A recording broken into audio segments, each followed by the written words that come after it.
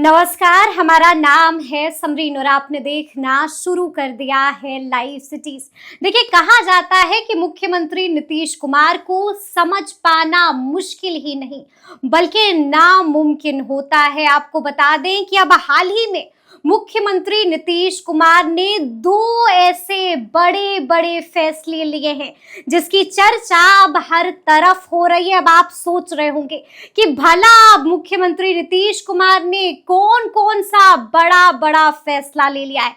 तो आज इस वीडियो में हम आपको बताएंगे कि आखिर मुख्यमंत्री नीतीश कुमार ने अब कौन सा बड़ा फैसला ले लिया है। तो आज हम इसी मुद्दे पर सीधी बातचीत करेंगे सीनियर जर्नलिस्ट ज्ञानेश्वर जी से। ज्ञानेश्वर जी, एक बार फिर से मुख्यमंत्री नीतीश कुमार के फैसलों की हर तरफ चर्चा हो रही है।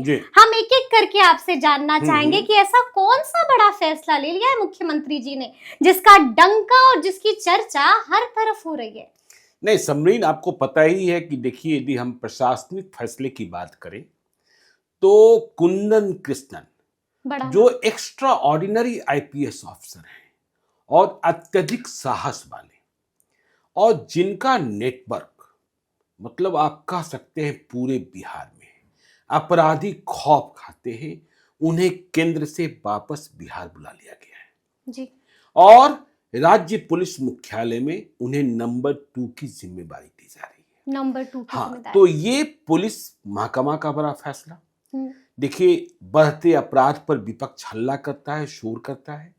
राजविंदर सिंह भट्टी भी चले गए थे। बिल्कुल। और दूसरा बड़ा फैसला पार्टी में जनता दल यूनाइटेड में हर्षवर्धन सिंह को फिर से राष्ट्रीय महासचिव बनाया जाना। यदि इसे भी आप परिभाषित करेंगे, डिकोड करेंगे, तो आप देखेंगे कि लोकसभा चुनाव में जो सबक नीतीश कुमार को प्राप्त हुआ या फिर आगे दिल्ली विधानसभा उपचुनाव और उससे बड़ा बिहार विधानसभा का चुनाव, दिल्ली में भी विधानसभा चुनाव उपचुनाव नहीं। हाँ, तो इन दोनों को समझते हुए नीतीश कुमार ने एक और समीकरण साधने की कोशिश की है। तो पहले फैसले पर हम पहले चर्चा कर लेते हैं। कुंदन कृष्णन को केंद्रीय प्रतिनियुक्ति से बीच में बुलाया गया है और यह बिहार की जरूरत थी। देखिए, जो अभी कुनबा है पुलिस महकमा का, उनमें कुंदन कृष्णन जैसा कोई दूसरा अफसर नहीं दिखाई पड़ता है। ठीक है ना? जिसका नेटवर्क और जिसके मुखबिर पूरे बिहार में हो। देखिए, कुंदन कृष्णन एक ऐसे आईपीएस प्राधिकारी जो चाह ले और जिन्हें छूट मिल जाए तो अपराधी को पाताल लोक से भी निकाल सकते हैं और एक बार नहीं कई मौकों पर उन्होंने इसे सिद्ध किया है। देखिए, आज पटना में जो शांति है, या आप यह कह लीजिए कि जिस गुड गवर्नेंस के लिए नीतीश कुमार 2005 से 2010 में जाने गए, सुशासन बाबू, जिसे गोल्डन एरा कहा गया, जी। तब सीनियर एसपी पटना का कौन था? कुंदन कृष्णन। और नीतीश कुमार ने नहीं लाया था। देखिए, नीतीश कुमार के मुख्यमंत्री बनने के पहले बिहार में राष्ट्रपति शासन लगा था, तब वे लाए गए थे। और यदि आप पुराने एसपी की बात करेंगे तो देखिए, 2 सिटी एसपी तो बहुत ही चर्चा में रहे, डॉक्टर अजय कुमार और राजविंदर सिंह भट्टी।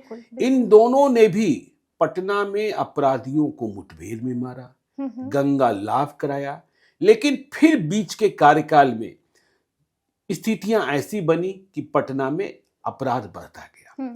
कुंदन कृष्णन आए और कुंदन कृष्णन का इतिहास ही ऐसा रहा है कि जहां रहे हैं अपराधियों को ठोक दिया है। देखिए, छपरा लालू यादव के शासनकाल में आपको जानकर आश्चर्य होगा, ठीक है ना, छपरा जेल अपराधियों का तांडव का स्थल बन गया था। वहीं से पूरे छपरा जिले में, सिवान जिले में, और वहां इस तरीके से तांडव कर रहे थे कैदी, और कुंदन कृष्णन घुस गए थे AK-47 लिए, घुस गए थे। फिर देखिए, जेल के भीतर मुठभेड़ हुई थी और सारे बड़े सुरमा जो अपने को मानते थे कि हम स्वयंभू हैं और हम ही सब कुछ है, वे ढेर कर दिए गए थे। और फिर पटना में कुंदन कृष्णन आए और कुंदन कृष्णन ने वो काम किया कि पूछिए मत। अपराधी कहां भाग रहे थे और अपराध करने वाले कहां जाकर छुप जा रहे थे। और देखिए रात को 2 बजे भी कुंदन कृष्णन को इस बात की फिक्र होती थी कि पटना तो शांत हो गया, अब पटना में जो शरण लेने वाले अपराधी हैं दूसरे जिला से आ रहे हैं उनकी खोज खबर ली जाए। तो कुंदन कृष्णन, और आपको पता है कि किसी भी मामले में राजनीतिक हस्तियों को छूने में भी आनंद मोहन की बात कर ले, आनंद मोहन के साथ कैसे भिड़ंत हुई थी, बिल्कुल अनंत सिंह के साथ कैसे भिड़ंत हुई थी। तो कुंदन कृष्णन एक्स्ट्रा ऑर्डिनरी और अत्यधिक साहस वाले और बिल्कुल एंटी क्रिमिनल, हाँ, कोई कॉम्प्रोमाइज नहीं कोई करते कॉम्प्रोमाइज क्रिमिनल के मामले में तो नहीं कर सकते, नहीं कर सकते हैं, समझे। क्रिमिनल की यदि पैरवी आपने कर दी तो फिर आप भी रडार पर जाएंगे। अच्छा, आप भी रडार पर जाएंगे कि आपकी जो हरकतें हैं वह ठीक अंडर नहीं, सर्विलेंस हाँ, अंडर सर्विलेंस आप हैं। तो इस वक्त कुंदन कृष्णन की जरूरत थी जो अपराधी को पाताल लोक में, लेकिन ठीक है एक चुनौती फिर भी बनी रहेगी, शराब माफिया, बिल्कुल, और शराब का कारोबार।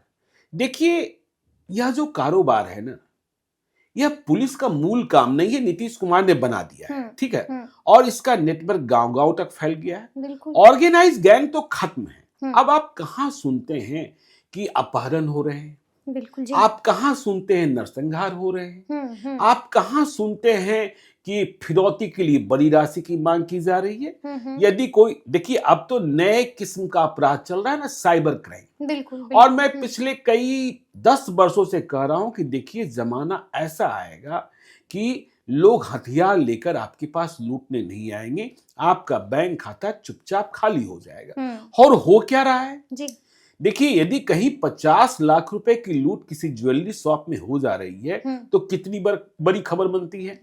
और किसी के खाते से 2 करोड़ रुपए निकाल लिया जा रहा है तो कोई खबर नहीं बन रही है, कोई खबर नहीं बन रही। डिजिटल अरेस्ट का जमाना, और देखिए अब तो जामतारा फेल है आपके नालंदा, नवादा और शेखपुरा के सामने। तो ये एक बड़ी चुनौती है। और जिस तरीके से देखिए अब छिटपुट अपराध, देखिए जो विपक्ष है जिस प्रकार से अपराध को गिनाता है वह कभी भी गिनाया जा सकता है। खौफ का माहौल तो नहीं है बिहार में, हम यह कह रहे हैं। और जनता भी जब उपचुनाव होता है या जब कभी उपचुनाव हुए हैं, चुनाव हुए हैं, तो जनता ने भी इसी पक्ष में जवाब दिया है कि बिहार में महाजंगल राज या जंगल राज तो अभी नहीं है। तो कुंदन कृष्णन आ रहे हैं राज्य पुलिस मुख्यालय में नंबर 2 और अपराधियों की खैर नहीं, पाताल लोक भेज देंगे। पाताल दीदी, पाताल लोक जाने लायक के होंगे तो पाताल लोक से निकाले जाएंगे, पाताल लोक चले जाएंगे। बिल्कुल, हाँ, बिल्कुल, ये नहीं होगा कि सिर्फ अपराधी ही गोली चलाएंगे, ठीक है ना। हाँ, ठीक है। पुलिस मूल दर्शक नहीं बनी रहेगी। हाँ, पुलिस मूक दर्शक बनी नहीं रहेगी। और आपको बिहार पुलिस में तमाम चेंजेस दिखाई पड़ेंगे, ठीक है, तमाम चेंजेस दिखाई पड़ेंगे। तो आलोक राज डीजीपी और कुंदन कृष्णन एडीजी हेडक्वार्टर, मुझे लगता है उन्हें इसी की जिम्मेवारी मिलने जा रही है। तो यह तो कुंदन कृष्णन की बात हुई। हाँ, पहला दूसरा फैसला क्या है? अब दूसरा फैसला हर्षवर्धन सिंह को जनता दल यूनाइटेड का राष्ट्रीय महासचिव बनाया जाना। देखिए जब ललन सिंह जनता दल यूनाइटेड के प्रेसिडेंट थे, नेशनल प्रेसिडेंट थे, तब भी हर्षवर्धन सिंह राष्ट्रीय महासचिव थे और दिल्ली कार्यालय में बैठा करते थे।